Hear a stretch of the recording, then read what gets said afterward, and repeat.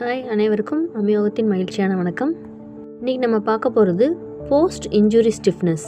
Injury ஆன பிறகு உங்கள் காயம் சரியான பிறகும் கை அல்லது கால் சரியாக மடக்க முடியவில்லையா? இதற்கு காரணம் போஸ்ட் இன்ஜுரி ஸ்டிஃப்னஸ். சரியான மூமெண்ட் இல்லாமல் இருந்ததால தான் இது வரும். உங்கள் பிளாஸ்டர் எடுத்த பிறகும் வலி மற்றும் இறுக்கம் இருப்பது போல் உணர்றீங்களா? நீண்ட கால நேரம் அசைவின்றி இருந்ததுனால உங்கள் மூட்டு மற்றும் தசைகள் உறைந்து போகின்றன. இதை தான் போஸ்ட் இன்ஜுரி ஸ்டிஃப்னஸ்னு சொல்கிறோம். இன்ஜுரி ஆன பிறகு ரெஸ்ட் மட்டும் எடுத்தால் போதுமா? ரெஸ்ட் மட்டும் எடுத்தால் ஸ்டிஃப்னஸ் தான் அதிகமாகும்.